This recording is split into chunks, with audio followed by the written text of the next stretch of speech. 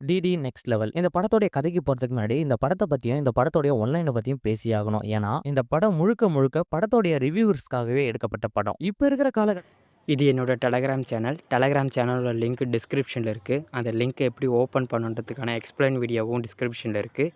தேவைப்படுறவங்க யூஸ் பண்ணிக்கலாம். காலகட்டத்துல ஒரு படம் நல்லா இருக்கா, நல்லா இல்லையா அப்படின்னு சொல்லிட்டு தியேட்டர்ல போய் பார்த்து என்ஜாய் பண்றாங்க. ஆனா பல பேர் ரிவ்யூவரோட சேனலை எடுத்துக்கிட்டு அவங்க போடுற ரிவ்யூ கேட்டுட்டு படத்துக்கு கூட போக மாட்டேன்றாங்க. அதனால இந்த படத்தோட கான்செப்டை எப்படி மாத்தி வச்சிருக்காங்கன்னா, படம் பார்த்து வந்ததுக்கு அப்புறம் உங்க இஷ்டத்துக்கு நீங்க ரிவ்யூ பண்றீங்க. இதுக்கெல்லாமே ஒரு முற்றுப்புள்ளி வைக்கிறதுக்காக படத்தோடைய வில்லன் மூவி ரிவ்யூ பண்ற எல்லாருக்கும் ஒரு gift பாக்ஸை சென்ட் பண்றாரு. அதே போலதான் நம்ம ஹீரோக்கும் ஒரு gift பாக்ஸை சென்ட் பண்றாரு. நம்ம ஹீரோவும் ஒரு பாப்புலரான மூவி ரிவ்யூவர். அந்த gift பாக்ஸுக்குள்ள என்ன இருக்குன்னு பாத்தீங்கன்னா, மூவியோடைய ஸ்பெஷல் ஷோ டிக்கெட். அந்த டிக்கெட் எடுத்துட்டு நம்ம ஹீரோவும் சந்தோஷமா கிளம்பி போறாரு. ஆனா அங்கதான் ஒரு ட்விஸ்ட். அதாவது வில்லன் ஒரு டிராப் மாதிரி செட் பண்ணி ஹீரோவா அந்த கதைக்குள்ளே கொண்டுட்டு போயிடுறாரு. அங்க போய் பார்த்தாதான் தெரியுது நம்ம ஹீரோ மட்டும் அந்த டிராப்ல மாட்டல, நம்ம ஹீரோவுடைய ஃபேமிலியும் மாட்டிருக்காங்க. அதே போல மூவி ரிவ்யூ பண்ற நிறைய பேரும் அந்த டிராப்ல மாட்டிருக்காங்க. சோ இவங்க எல்லாமே அந்த டிராப்ல இருந்து வெளியே வந்தாங்களா இல்லையா, வில்லன்கிட்ட இருந்து எப்படி தப்பிச்சாங்க, இதை ஒரு பேய் படமா எப்படி மாத்துனாங்க அப்படி சொல்றதுதான் இந்த படத்தோடைய மீதி கதையே. இந்த படத்தோடைய முழு கதையும் தெரிஞ்சுக்க மறக்காம நம்ம சேனலை சப்ஸ்கிரைப் பண்ணிட்டு இந்த வீடியோவை ஸ்கிப் பண்ணாத பாருங்க. படத்தோடைய ஆரம்பத்துல ஒரு மூவி ரிவ்யூவருக்கு ஒரு gift வருது. அந்த gift பாக்ஸை ஓபன் பண்ணி பார்த்தா சினிமா பாரடைஸ்ன்ற தியேட்டர்ல இருந்து ஸ்பெஷல் ஷோக்கான டிக்கெட் வந்திருக்கு. அந்த டிக்கெட்டை எடுத்துக்கிட்டு அந்த ரிவ்யூவரும் அந்த தியேட்டருக்கு போறாரு. தியேட்டருக்கு போய் பார்த்தாதான் தெரிய வருது அவரு மட்டும் தான் அந்த தியேட்டர்ல இருக்காரு, வேற யாருமே வரல. அங்க போயிட்டு ஷாக் ஆகி நிக்கிற அந்த யூடியூபரும், என்ன தியேட்டருக்கு யாருமே வரல, நான் மட்டும் தான் வந்திருக்கேன், இங்க என்ன நடக்குது அப்படி சொல்லிட்டு பயந்துகிட்டே கேக்குறாரு. அப்பதான் அந்த மேனேஜர் சொல்றாரு, இது உங்களுக்கான ஷோ, நீங்க மட்டும் தான் பார்க்க முடியும், உட்கார்ந்து அமைதியா உங்க படத்தை பாருங்க அப்படி சொல்லிட்டு அந்த மேனேஜர் சொல்ல ஸ்கிரீன்ல படம் ஓடுது. பயந்துகிட்டே உட்கார்ந்து படம் பார்த்துட்டு இருக்க திடீர்னு ஸ்கிரீன் ஆஃப் ஆன உடனே அதுல செல்வராகவன் வராரு. அவர் தான் இந்த படத்தோடைய வில்லனே. அவருக்கு இந்த படத்துல ஹிச்கார்ட் இருதயராஜன் பேரு. அந்த யூடியூபரும் படம் பார்த்துட்டு இருக்கும் போதே நம்ம செல்வராகவன் வந்து படத்தை பார்த்துட்டு உங்க இஷ்டத்துக்கு கண்ணா பின்னாடா ரிவ்யூ சொல்றேங்க, இதுக்கப்புறம் நீங்க ரிவ்யூவே சொல்லக்கூடாது, படத்தை பத்தி உங்களுக்கு என்னடா தெரியும், பயங்கர ஆக்ரோஷமா பேசிக்கிட்டே ரிவ்யூ பண்ற ஒவ்வொருத்தரையும் அந்த தியேட்டருக்குள்ள வர வச்சு ஒவ்வொருத்தரா கொலை பண்றாரு. ஒரு கட்டத்துக்கு மேல அந்த ஊர் மக்களுக்கு தெரிய வர அந்த தியேட்டரை தீய வச்சு கொளுத்தி அந்த தியேட்டரையும் இழுத்து மூடிடுறாங்க. கொஞ்சம் வருஷத்துக்கு அப்புறம் கிசா 47 சொல்லிட்டு ஒரு ஃபேமஸான யூடியூப் ரிவ்யூவரை தான் காட்டுறாங்க. அது வேற யாருமே இல்ல, நம்ம ஹீரோ சந்தானம் தான். அவருக்கு இந்த படத்துல கிசா 47 தான் பேரு. படத்தோடைய ரிவ்யூ பேசர் தான் ப்ரொஃபஷனலா வச்சுக்கிட்டு ஜாலியா பேசிக்கிட்டும் கிண்டல் பண்ணிட்டும் சந்தோஷமா இருந்துட்டு வராரு. அப்பா ஆட்டோ ஓட்டுறாரு, அம்மா ஹவுஸ் ஒய்ஃப், தூங்க முஞ்சி தங்கச்சி, இதெல்லாமே தாண்டி நம்ம ஹீரோ ஒரு பொண்ணை லவ் பண்ணிட்டு வந்துட்டு இருக்காரு. சோ இதெல்லாமே ஒரு சைடு இருக்கு. எப்ப பாரு நம்ம ஹீரோவுடைய அப்பா நம்ம ஹீரோவை கரிச்சு கொட்டிட்டே தான் இருக்காங்க. மூவியை ரிவ்யூ பண்றன்ற பேர்ல கண்டவன் எல்லாம் கேலி கிண்டலும் வாங்கிட்டு கண்ணா பின்னான்னு பேச்சு வாங்கிட்டு இருக்கான். அது மட்டும் இல்லாத இவனால ஏரியால என் பேரும் கெட்டு போகுது. இது வரைக்கும் சொந்தமா சம்பாரிச்சு ஒரு ஜட்டினாச்சும் அவன் வாங்கி போட்டிருக்கானா, அவன் போட்டிருக்க ஜட்டி கூட என்னது அப்படின்ற மாதிரி எல்லாம் திட்டிட்டு இருக்க நம்ம ஹீரோ சந்தானம் இந்த ஜட்டி வேணாம் ஒண்ணு வேணாம் அப்படின்னு சொல்லிட்டு கழட்டி அவங்க அப்பா மூஞ்சில எரிஞ்சிடறாரு. உடனே சந்தானம் அப்பாவை பார்த்து, ஒரு நாள் இல்ல ஒரு நாள் இந்த யூடியூபர் கிசா 47 பார்த்து ஊரே வியந்து நிற்கும் அப்படின்னு சொல்லிட்டு சவால் விட்டுட்டு கப்புன்னு உள்ள போய் சாப்பிட்டு படுத்துறாரு. அங்க கட் பண்ண அடுத்த நாள் நம்ம ஹீரோவை பார்க்கறதுக்காக ஹீரோயினி வீட்டுக்கு வர நம்ம ஹீரோவுடைய அப்பாவும், இவன் பின்னாடி எல்லாம் சுத்தாத, இவன் பின்னாடி சுத்தது தண்ட செலவு, உனக்கு நல்ல பையனா பார்த்து நானே கல்யாணம் பண்ணி வைக்கிறேன், தயவு செய்து இவங்க கூட சுத்தத்தை நிறுத்திடு அப்படின்ற மாதிரி எல்லாம் அட்வைஸ் பண்ண, தேவையில்லாத பிரச்சனை யாரா இங்க கிளப்புறது அப்படி சொல்லிட்டு நம்ம ஹீரோவும் உள்ள இருந்து வெளியே வராரு. பையன் வந்ததை பார்த்த உடனே அப்பா சைலண்ட் ஆயிராரு. நம்ம ஹீரோக்கு ஒரு கொரியர் வந்ததுக்கு. அந்த கொரியருக்குள்ள என்னடா இருக்குன்னு பார்த்தோம்னா, சினிமா பாரடைஸ்ன்னு சொல்லிட்டு ஒரு மூவி டிக்கெட் இருக்கு, இந்த லொகேஷனுக்கு நீங்க வாங்க அப்படி சொல்லிட்டு அட்ரஸையும் பின் நம்பரையும் அனுப்பிச்சிருக்காங்க. இதெல்லாமே தாண்டி அந்த மூவியோட டிக்கெட்டையும் அனுப்பிச்சிருக்காங்க. உடனே நம்ம ஹீரோவும் அந்த மூவி டிக்கெட்டை எடுத்துக்கிட்டு அந்த அட்ரஸுக்கு போறாரு. அங்க போய் பார்த்தா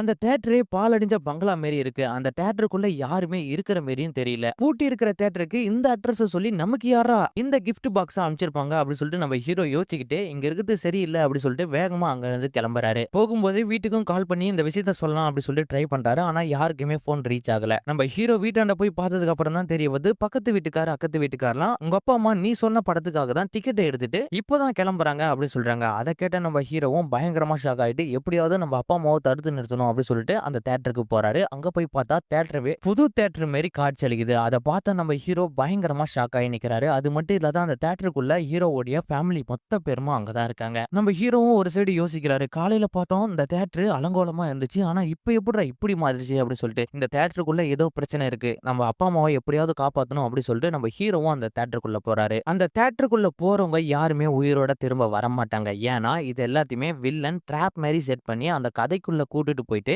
ரிவ்யூவர்ஸ் மட்டும் இல்லாத ரிவ்யூவர்ஸோட ஃபேமிலியும் உள்ள கூட்டு வந்து கொலை பண்ற பண்றதுதான் அவனுடைய வேலையே. சோ அந்த பிளான் பண்ணி தான் இப்ப நம்ம கிசா 47 அதாவது நம்ம ஹீரோ சந்தானத்தையும் உள்ள வர வச்சிருக்காங்க. சோ நம்ம ஹீரோ மட்டும் தான் உள்ள போயிருக்காருன்னு பாத்தீங்கன்னா பின்னாடி இன்னொரு ஒரு கேங்க் வருது. அது நம்ம மொட்டை ராஜேந்திரன் கேங்க். நம்ம மொட்டை ராஜேந்திரன் ஒரு மூவி ரிவ்யூவர் தான். அவருக்கு இதே போல ஒரு கொரியர் வந்திருக்கு. அந்த கொரியருக்குள்ள ஸ்பெஷல் ஸ்டோர் டிக்கெட் வந்திருக்கதால அவரு இங்க கிளம்பி வந்திருக்காரு. அவரு போல நிறைய பேர் இங்க உள்ள வந்திருக்காங்க. சோ எல்லாருமே படம் பார்த்துட்டு இருக்க மொட்டை ராஜேந்திரனும் ஹீரோவும் அந்த டிராப்புக்குள்ள மாட்டிக்கிட்டு இப்ப டைரக்டா நம்ம வில்லங்கிட்டே பேசுறாங்க. நம்ம ஹீரோவும் செல்வராகவனை பார்த்து நீலாம் யாரு, உனக்கு என்ன வேணும், ஏன் ஃபேமிலியை கூட்டு வந்த, இதுக்கு பின்னாடி என்ன நடக்குது, இங்க என்ன நடக்குது அப்படி சொல்லிட்டு பயங்கர ஆக்ரோஷமா கேக்குறாரு. அப்பதான் நம்ம செல்வராகவன் ஒரு விஷயத்த சொல்றாரு. மூவி ரிவ்யூ பண்ற பேர்ல என்னென்னவோ தப்புலாம் பண்ணிட்டு இருக்கங்க. ஒரு படத்தை பத்தி ஒப்பீனியன் சொல்ல தெரியாதவன் கூட இன்னைக்கு படத்தை பத்தி இது நல்லா அது நல்லான்னு சொல்லிட்டு நொட்ட சாக்கு சொல்லிட்டு இருக்கான். இதெல்லாம் எங்களுக்கு தேவையா? அதனால தான் உங்களை படத்துக்குள்ள ட்ராப் பண்ணி வச்சிருக்கேன். நீங்க அந்த படத்துக்குள்ள போயிட்டு அதுல இருந்து எப்படி தப்பிக்கிறங்க அப்படின்றதான் இந்த கேமோடைய மோட்டிவே அப்படின்னு சொல்றாரு. அதை கேட்ட உடனே நம்ம ஹீரோக்கு தூக்கி வாரி போடுறது பயங்கரமா ஷாக் ஆகி நிக்கிறாரு. சோ இந்த கேம் எப்படியே போகட்டும், என் ஃபேமிலியை நான் காப்பாத்தணுமே அப்படி சொல்லிட்டு முயற்சி பண்றாரு. ஆனா அந்த இடத்துல தான் நம்ம செல்வராகவன் நம்ம ஹீரோக்கு ஒரு செக் சொல்றாரு. அது என்னடான்னு பாத்தீங்கன்னா இந்த படம் முடியறதுக்குள்ளே 3 சாப்டரா நான் ஒரு பிளான் செட் பண்ணிருக்கேன். அந்த பிளான்ல இருந்து எப்படியாவது தப்பிச்சிட்டேன்னா நீ உன் ஃபேமிலியை காப்பாத்திக்கலாம், நீயும் உயிரோட வெளியே போகலாம். அப்படி இல்லனா உள்ள இருக்கிற கொடூரமான பேய் கிட்ட மாட்டிக்கிட்டு நீ சாக போற அப்படி சொல்லிடுறாரு. சோ அதுக்கப்புறமா நம்ம ஹீரோவும் கொஞ்சம் உஷாராயிராரு. மொட்டை ராஜேந்திரனை கூட வச்சுட்டு நம்ம ஹீரோவும் பல தில்லாலங்கடி வேலை எல்லாமே செய்ய ஆரம்பிக்கிறாரு. ஒரு கட்டத்துக்கு மேல டோட்டலா அந்த ட்ராப் மூவிக்குள்ள போக ஆரம்பிச்சிச்சு. சோ இப்போ நம்ம ஹீரோ அந்த மூவிக்குள்ள இருக்காரு. சோ அங்க போய் பாத்தீங்கன்னா அந்த மூவில இருக்கிறவங்க எல்லாருமே நம்ம ஹீரோவோடைய அப்பா அம்மா தான். அதாவது கேரக்டர் வைஸா தனித்தனியா பிரிஞ்சிருக்காங்க. நம்ம ஹீரோக்கு மட்டும் தெரியுது இது எங்க அப்பா எங்க அம்மா தங்கச்சி அப்படி சொல்லிட்டு. ஆனா அவங்களுக்கு ஆப்போசிட்ல இருக்கிறவங்க யாருன்னே தெரியல. அதாவது சொந்த மகனே அவங்களுக்கு தெரியல. அவங்க ஒரு கேரக்டரா மாறிட்டாங்க அந்த கதைக்குள்ள. சோ இப்போ நம்ம ஹீரோ மட்டும் தான் அந்த ரியாலிட்டிக்குள்ள இருக்காரு. அவருக்கு மட்டும் தான் இந்த உண்மை தெரியும். அவரால் மட்டும்தான் இவங்களை காப்பாற்ற முடியும். இப்ப செல்வராகவனும் சாப்டர் 1 ஸ்டார்ட் பண்ணி அவங்ககிட்ட இருந்து நீங்க தப்பிச்சு போயிடுங்க அப்படி சொல்லிட்டு சாப்டர் ஓபன் பண்றாரு. ஃபர்ஸ்ட் சாப்டருக்கு நேம் என்னன்னு பாத்தீங்கன்னா மாஸ்க் கில்லர். ஒரு மாஸ்க் போட்டுட்டு ஒரு கில்லர் கையில ஒரு கோடாரி எடுத்துக்கிட்டு எல்லாருமே கொலை பண்றதுக்காக வரான். இதுக்கு முன்னாடி நம்ம ஹீரோக்கு சின்னதா ஒரு கனவு வந்திருக்கும். அதுல முதல்ல சாக போறது யாருன்னு பார்த்தா அவங்க அம்மா தான். ஆனா அவங்க அம்மா பாத்தீங்கன்னா வீட்டுல அடக்க ஒடக்கமான ஒரு குடும்ப பெண்மணியா இருந்திருப்பாங்க. ஆனா இந்த மூவிக்குள்ள இருக்கும்போது பயங்கரமான ஒரு கேலா இருக்காங்க. அதை பார்த்து நம்ம ஹீரோவும் ஷாக் ஆகுறாங்க. இந்தாண்ட திருப்பி பார்த்தா அவங்க அப்பா ஒரு ஷிப்போட கேப்டனா இருக்காரு. இன்னொரு சைடு பார்த்தா அவங்க தங்கச்சி பயங்கர கிளாமரா வந்துட்டு இருக்காங்க. இப்ப பாருங்க எல்லாருமே ஒரு ஷிப்புக்குள்ளதான் இருந்துட்டு வராங்க. ஷிப்போட கேப்டனே நம்ம ஹீரோவோடைய அப்பா தான். இப்ப நம்ம ஹீரோக்கு எல்லா உண்மையும் தெரியும் அப்படின்றதுக்காக அந்த மூவிக்குள்ள இருக்கிறவங்க எல்லார்கிட்டயும் போயிட்டு நடந்த உண்மை எல்லாமே சொல்றாங்க. ஆனா யாருமே நம்ப மாட்டேன்றாங்க. ஒரு கட்டத்துக்கு மேல நம்ம ஜிவிஎம் என்ட்ரி ஆகுறாரு. கௌதம் வாசுதேவ் மேனன் நம்ம ஹீரோ பார்த்து யாருப்பா உனக்கு என்ன வேணும், ஏன் வந்து தேவையில்லாத வந்து குழப்பிட்டு இருக்க அப்படின்ற மாதிரி எல்லாம் கேட்க ஹீரோ ஜிவிஎம் பார்த்து எல்லா உண்மையும் பயங்கர டீட்டெயிலா எக்ஸ்பிளைன் பண்றாங்க. ஆனா அது எல்லாமே இவர் கேட்கற மாதிரி தெரியல. நீ சொல்றது எல்லாமே உண்மையா இருந்தா நடக்கிறத வச்சு பாத்துக்கலாம் அப்படின்ற மாதிரி ரொம்ப கேர்லெஸ்ஸா அதை விட்டுறாரு. சோ அதுக்கப்புறமா நம்ம ஹீரோ உடைய தங்கச்சி இருக்காங்க பத்தியா, அவங்க வந்து நம்ம ஜிவிஎம் மேல ஒரு ரூட்டை விட்டுட்டு இருக்காங்க. இப்ப நம்ம ஜிவிஎம்மும் ஹீரோவுடைய தங்கச்சியும் பயங்கர க்ளோஸா லவ் பண்ணிட்டு இருக்க அந்த மாஸ்க் கில்லர் நம்ம ஹீரோவை ஒரு சைடு துரத்திட்டு வந்துட்டு இருக்கான். அவங்க கிட்ட இருந்து எப்படியாவது தப்பிக்கலாம்னு பார்த்தா இவங்க பண்ற டார்ச்சர் கிட்ட இருந்து தப்பிக்கிறது ரொம்ப கஷ்டமா இருக்கே அப்படின்ற மாதிரி எல்லாம் புலம்பிக்கிட்டு நம்ம ஹீரோ அந்த மாஸ்க் கில்லர் கிட்ட இருந்து தப்பிச்சு போகிறாரு. சோ ஒரு கட்டத்துக்கு மேல அவனை லாக் பண்றதுக்காக நிறைய விஷயத்த யூஸ் பண்றாரு. அப்படி ஒரு விஷயத்த யூஸ் பண்ணும்போது இன்ஜின்ல ஃபால்ட் ஆயிடுது. சோ ஷிப் நடுக்கடல்ல நின்னு போயிடுறதால அந்த ஷிப்போட கேப்டன் இந்த ஷிப்ல இருக்கிறவங்க எல்லார்கிட்டயும் பக்கத்துல ஒரு ஐலாண்ட் இருக்கு, அந்த ஐலாண்ட்ல போயிட்டு நம்ம தங்கிக்கலாம், ஷிப் ரெடி ஆன உடனே நம்ம போகலாம் அப்படின்ற மாதிரி அந்த ஐலாண்டுக்கு போகலாம் அப்படின்னு சொல்லிட்டு அந்த ஐலாண்டுக்கு கூப்பிட்டு வராரு அந்த கேப்டன். ஐலாண்டுக்கு போனதுக்கு அப்புறமும் நம்ம ஹீரோ ஜீவம் கிட்ட எவ்வளவோ சொல்லி புரிய வைக்கிறாரு. ஆனா ஜீவமா அதை கண்டுக்கவே மாட்டேன்றாரு. அவரு நம்ம ஹீரோவுடைய தங்கச்சி பின்னாடி ரூட்டை விட்டுட்டு சுத்திக்கிட்டும் ஜாலியா இருந்துட்டு வந்துட்டு இருக்காரு. சோ அந்த ஐலாண்டில் இருக்கிற ஹோட்டல்காரங்க எல்லாருமே பயங்கரமா வரவேற்பு பண்றாங்க. அதை பார்த்து நம்ம ஹீரோவும் பயங்கரமா ஷாக் ஆகுறாரு. சோ இதுக்கு பின்னாடி என்னதான் இருக்கு அப்படி சொல்லிட்டு நம்ம செல்வராகவன் கிட்ட அந்த கதைக்குள்ள போயிட்டு கேட்கறாரு. இப்பதான் இந்த டிராப்பாடிய செகண்ட் சாப்டர் ஓபன் ஆகுது அப்படின்னு சொல்றாரு. இந்த செகண்ட் சாப்டருக்குள்ள என்ன இருக்குதுன்னு பாத்தீங்கன்னா மிஸ்ட்ரி ஐலாண்ட், அதாவது இந்த ஐலாண்ட்ல தான் பிரச்சனை அப்படின்னு சொல்றாரு. சோ அதே சமயத்துல நம்ம ஹீரோக்கு இன்னொரு ஒரு கேள்வி இருந்துட்டு வரு. அது என்னடான்னு பாத்தீங்கன்னா நம்ம ஃபேமிலியில இருக்கிறவங்க எல்லாருமே இருக்காங்க, ஆனா என்னுடைய லவ்வரை மட்டும் காணுமே அப்படி சொல்லிட்டு. சோ அதையும் நம்ம செல்வராகவன் கிட்ட நம்ம ஹீரோ கேட்க அதை எல்லாமே இந்த ஐலாண்ட்ல தெரிஞ்சுக்குவ அப்படி சொல்றாரு. இப்ப நம்ம ஹீரோக்கு ஒரே கன்ஃபியூஷன், நம்ம ஃபேமிலி எப்படி காப்பாத்த போறோம், அது இல்லாத என்னுடைய காதலிக்கு என்ன ஆச்சு ஏதாச்சுன்னு ஒண்ணுமே புரியல. ஆனா இந்த ஐலாண்டுக்குள்ள வரும்போது என்னுடைய காதலியோடைய சவுண்ட் மட்டும் எனக்கு கேட்டிருக்குது அப்படி சொல்லிட்டு நம்ம மொட்டை ராஜேந்திர கிட்ட அப்பப்போ சொல்லிட்டு வந்துட்டு இருக்காரு. ஐலாண்ட்ல இருக்கிற ஹோட்டலுக்கு போனதுக்கு அப்புறம் அந்த ஹோட்டலுக்கு இருக்கிறவங்க எல்லாருமே பயங்கரமா வரவேற்பு பண்றாங்க. இப்ப அந்த ஃபேமிலி மெம்பர் எல்லாருமே ஹோட்டல்ல பயங்கரமா என்ஜாய் பண்ணிட்டு இருக்க நம்ம ஹீரோ மட்டும் பதட்டமா அங்கேயும் இங்கேயும் போயிட்டு தெரிஞ்சுட்டு வந்துட்டு இருக்காரு. சோ இங்க என்ன பிரச்சனை நடக்க போதோ அப்படி சொல்லிட்டு. சோ இப்ப பாருங்க அந்த ஹோட்டல் மேனேஜ்மெண்ட் ஆளுங்க சொல்றாங்க 3வது மாடிக்கு மட்டும் தப்பி தவறி போயிடாதுங்க, போனா பிரச்சனை. எதுக்காக போகக்கூடாது அப்படி சொல்லிட்டு அந்த குடும்பத்தினருக்குள்ள ஒருத்தங்க கேட்கறாங்க. அதுக்கு இது எங்க ஹோட்டலோடைய ரூல்ஸ், யாருமே 3வது மாடிக்கு போகக்கூடாதுன்னு சொல்றாங்க. ஸோ அப்பதான் நான் அந்த 3வது மாடிக்கு போயே ஆவோம் அப்படி சொல்லிட்டு நம்ம ஹீரோவுடைய அம்மாவும் தங்கச்சியும் அவங்க ஃப்ரெண்ட்ஸும் 3வது மாடிக்கு போகலாம் அப்படின்ற மாதிரிலாம் பேசிட்டு இருக்க நம்ம ஹீரோ அதை காதுல வாங்கிக்கிறாரு. ஸோ வெளியே பார்த்தா நம்மள யாரோ ஃபாலோ பண்ற மாதிரி இருக்கு அப்படின்னு சொல்லிட்டு நம்ம ஹீரோவும் சந்தேகப்படுறாரு. இன்னொரு சைடு பார்த்தா இந்த ஹோட்டல்ல இருக்கிறவங்க முகமே சரியில்லை, இவங்க யார் என்னன்னே தெரியாத நம்ம இங்க வந்து மாட்டிக்கணும். அது மட்டும் இல்லாத நம்ம இந்த ஐலாண்டுக்கு வரும்போது ஒரு பைத்தியக்காரன் வேகமா ஓடியாந்தான். அவன் சொன்னது என்னன்னா, இந்த ஐலாண்ட்ல இருக்காதுங்க, இந்த ஐலாண்டுக்கு வரவங்க எல்லாருமே ஏதோ ஒரு பிரச்சனையினால இறந்து போயிடறாங்க அப்படின்னு சொல்லிட்டு ஒரு க்ளூவை சொல்லிட்டு போயிருப்பான். ஸோ அதுல இருந்து நம்ம மட்டராஜேந்திரனுக்கும் நம்ம ஹீரோக்கும் கையும் ஓடல காலும் ஓடல.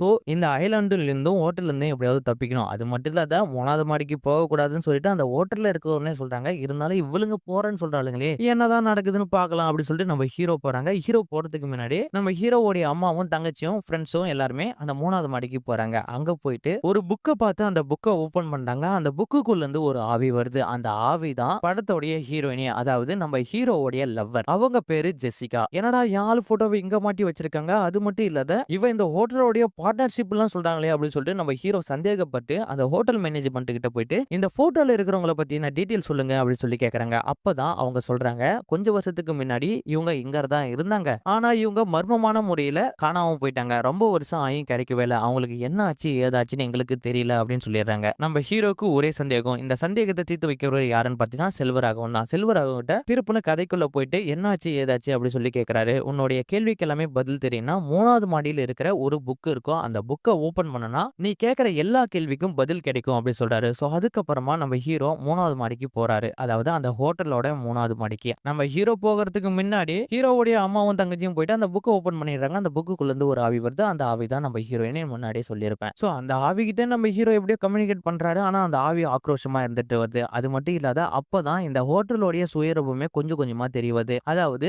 நம்ம ஹீரோவுடைய அப்பா அந்த புக் எடுத்து படிக்க ஆரம்பிக்கிறாரு. சோ அந்த புக்கை படிக்கும் போது மட்டும் பிளாஷ்பேக்ல கொஞ்சம் வருஷத்துக்கு முன்னாடி போகிறாங்க நம்ம ஹீரோவும் மொட்டராஜேந்திரன் மட்டும். அந்த பிளாஷ்பேக்ல என்ன சொல்ல வராங்கன்னா, அப்பதான் நம்ம ஹீரோயினி முறையா இந்த ஐலாண்டுக்கு வராங்க. சோ இந்த ஹோட்டலுக்கு வராங்க. சோ நம்ம ஹீரோவுடைய அப்பா கொஞ்சம் படிச்சதுக்கு அப்புறம் அந்த புக்கை மூடி வைக்கிறாரு. சோ அதோட அந்த பிளாஷ்பேக்கும் கட் ஆயிடுது. இப்ப ரியாலிட்டிக்குள்ள வந்துருது. ஒரு சைடு பார்த்தா இந்த ஆவியை அழிச்சாகணும் அப்படி சொல்லிட்டு அந்த ஹோட்டலோடைய மேனேஜ்மெண்ட் எல்லாமே குறியா இருந்துட்டு வராங்க. இன்னொரு சைடு பார்த்தா நம்ம ஹீரோ என்னுடைய லவ்வரை பத்தி தெரிஞ்சுக்கணும், அது மட்டும் இல்லாத என் ஃபேமிலியை இந்த ஹோட்டல்ல இருந்தும் ஐலாண்ட்ல இருந்து கூட்டிட்டு போகணும், அதுக்கு இந்த ஹோட்டலை பத்தின உண்மையை தெரிஞ்சாதான் என்னால அடுத்த நடவடிக்கை எடுக்க முடியும் அப்படின்றதுக்காக நம்ம ஹீரோ அந்த புக்கை படிக்கிறதுக்கு எவ்வளவோ ட்ரை பண்றாரு. ஆனா அந்த புக்கை படிக்க விடாத தடுக்கிறாங்க அந்த ஹோட்டல் மேனேஜ்மெண்ட் இருக்கிறவங்க. சோ இந்த ஹோட்டல் மேனேஜ்மெண்ட்டுடைய சுயரூபம் என்னன்னா, இவங்க ஒரு கொலைகாரங்க. இதுக்கு முன்னாடி இந்த ஹோட்டலுக்கு வரவங்க எல்லாமே கொடூரமான முறையில கொலை பண்ணி இருக்கிற இடம் தெரியாம அழிக்கிறதா இவங்களுடைய வேலையை. சோ இப்ப இவங்க வந்து இந்த இடத்துல மாட்டிக்கிட்டாங்க. சோ அப்படி வந்தவங்க தான் நம்ம ஹீரோயினையும் தெரிஞ்சுக்கிட்டு நம்ம ஹீரோயினிய டோட்டலா ஒரு சாமியார் மூலியமா அவங்கள ஒரு கிரகணம் வரைக்கும் கட்டி போட்டு வச்சிருக்காங்க அந்த வீட்டுக்குள்ளேயே, அதாவது அந்த ஹோட்டலுக்குள்ளேயே. சோ இப்ப கிரகணம் முடிஞ்சிச்சுன்னா அந்த ஆவி வெளியே வந்துடும். அந்த ஆவி வெளியே வந்துச்சுன்னா அந்த ஹோட்டல்ல இருக்கிற மேனேஜ்மெண்ட் ஆளுங்க எல்லாமே கொல்லிடும். அது மட்டும் இல்லாத நம்ம ஹீரோடைய ஃபேமிலியும் கொலை பண்ணிட்டோம். ஏன்னா அந்த ஆவிக்கு தான் தெரியாது இல்ல இவங்க யாரு அப்படி சொல்லிட்டு. அதோடைய குறிக்கோள் என்னன்னா, என்ன கொலை பண்ணவங்கள நான் கொலை பண்ணியே தீரணும் அப்படின்றது மட்டும்தான். சோ அப்பனா நம்ம ஹீரோயினி இந்த ஹோட்டலை விலைக்கு வாங்கியிருக்காங்க, இந்த ஹோட்டல் மூலியமா இருந்திருக்காங்க. ஆனா ஒரு கட்டத்துக்கு மேல இந்த ஹோட்டல்ல தப்பு நடக்கிறத தெரிஞ்சுக்கிட்டு இதை வெளியே இன்ஃபார்ம் பண்றதுக்காக ட்ரை பண்ணிருக்காங்க. அந்த நேரத்துல அந்த ஹோட்டல் மேனேஜ்மெண்டோடைய அந்த டீம் மெம்பர் என்ன பண்ணிருக்காங்கன்னா, நம்ம ஹீரோயினியை கொலை பண்ணி அந்த இடத்துல பதிச்சிருக்காங்க. சோ அவங்களுடைய ஆவியும் கட்டுப்படுத்தி அதே இடத்துல மெயின்டைன் பண்ணிட்டு வந்துட்டு இருக்காங்க.